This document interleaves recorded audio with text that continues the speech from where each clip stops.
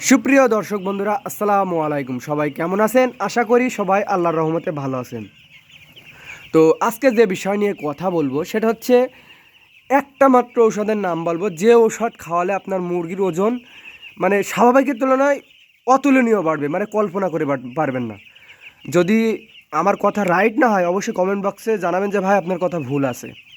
তো শুধু মুরগির ওজন বাড়ানোর ওষুধ খাওয়ালেই তো হবে না, কিছু কারণ আছে যে কারণে ওজনটা হ্রাস পায়। তো অবশ্যই মাথায় রাখতে হবে যে ওজন যাতে হ্রাস না পায় আর কি কারণে ওজনটা কমে। অবশ্যই আমি ওজন বাড়ানোর ওষুধটার নামও বলবো এবং লাইভ দেখাই দেবো এবং কি কারণে ওজন হ্রাস পায়।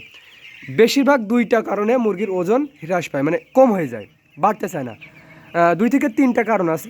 প্রথম হচ্ছে যদি আপনার মুরগির গুপ্ত ঠান্ডা, তার মানে বোঝা যায় না কিন্তু মুরগির ঠান্ডা থাকে, নাক দিয়ে পানি পড়ে কিন্তু বোঝা যায় না।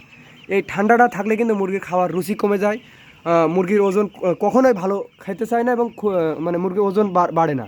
আর একটা যে সমস্যা ম্যাক্সিমাম খামারে 99% খামারে এই রোগটা হয়ে থাকে, গুড় পায়খানা এবং পাতলা পায়খানা আর ফিট পায়খানা। এই দুইটা রোগ কিন্তু মুরগির ওজন কমানোর জন্য সব থেকে বেশি দায়ী।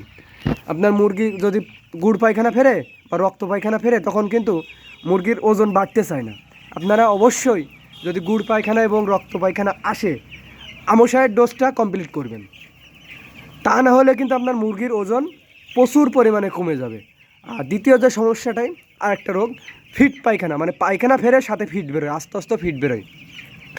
একটা মুরগি যদি পায়খানার সাথে ফিট বেরোয় তাহলে ফিটটা তো অবশ্যই খাবার খাচ্ছে কিন্তু খাবারটা বেরিয়ে আসছে, তখন খাবারের দিকটাও লস, মুরগির ওজনও হবে না, আপনার অনেক ওজন কমে যাবে। তো অবশ্যই এই খাবার যদি না খায় মানে ফিট পায়খানা বের হয় তখন এনজাইম এক্সেল বা অথবা যে কোনো কোম্পানির একটা ওষুধ ব্যবহার করবেন।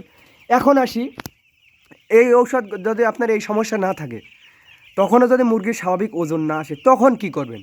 তখন এই যে এই ওষুধটা ব্যবহার করবেন, অ্যামাইনোভেট প্লাস, এই ওষুধটা আপনারা ব্যবহার করবেন।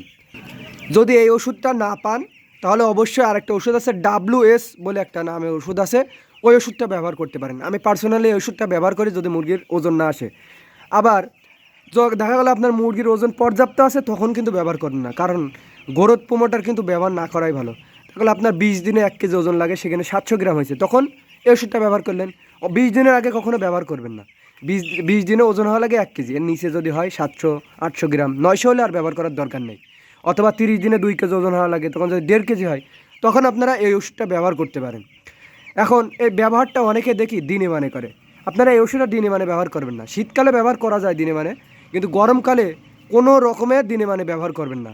গরম হোক শীত হোক, আপনারা এই ওষুধটা একটানা 5 দিন ব্যবহার করবেন অথবা 4 দিন ব্যবহার করবেন, শুধুমাত্র রাত্রেবেলা, এছাড়া আপনারা দিনে মানে ব্যবহার করবেন না।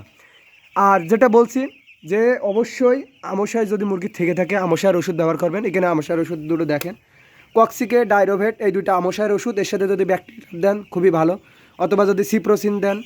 আর যদি ঠান্ডা লাগে ম্যানথে, টাইলোডক্সি, এই দুইটা ব্যবহার করতে পারেন। যদি ফিট পায়খানা ফেরে এই যে এনজাইম এক্সেল, এটা পপুলারের ঔষধ, এটা ব্যবহার করতে পারেন। আর অনেক সময় দেখা যায় আমরা বি গ্রেডের বাচ্চা কিনি, বি গ্রেডের বাচ্চা কখনও কেনা যাবে না। বি গ্রেডের বাচ্চা কিনলে কখনও পর্যাপ্ত ওজন তো পাবেনই না, প্রচুর পরিমাণ খামারে মুরগি মারা যাবে, তখন কিন্তু ব্যাপক একটা লস হয়ে যায়। তাই অবশ্যই মুরগি ওজন বৃদ্ধির জন্য প্রথম কথা হচ্ছে বি গ্রেডের বাচ্চা কিনা যাবে না, দ্বিতীয় কথা হচ্ছে ভালো কোম্পানির বাচ্চা কিনতে হবে। এর পরেও যদি ওজন না আসে তখন এই যে অ্যামাইনোভেট প্লাস, এটা হচ্ছে পপুলার কোম্পানির একটা ঔষধ, এই ওষুধটা ব্যবহার করবেন। তা না হলে WS, এই ওষুধটা ব্যবহার করবেন। WS হচ্ছে রেনাটা কোম্পানির, অবশ্যই 20 দিনের পরে ব্যবহার করবেন। যদি 20 দিনে 1 কেজি নিচে আসে, 700-800 গ্রাম হয়, তখন ব্যবহার করবেন। এবং যদি 30 দিনে 2 কেজির কম আসে, 1.5 কেজি অথবা 1 কেজি 700, তখন ওষুধটা ব্যবহার করবেন। পর্যাপ্ত ওজন হলে কখনোই ব্যবহার করবেন না। ভিডিওটি যদি ভালো লেগে থাকে অবশ্যই কমেন্ট বক্সে কমেন্ট করবেন এবং একটি সাবস্ক্রাইব করে বেল আইকনটি ক্লিক করবেন, তাহলে নতুন নতুন ভিডিও আপনারা আগে পাবেন। ধন্যবাদ।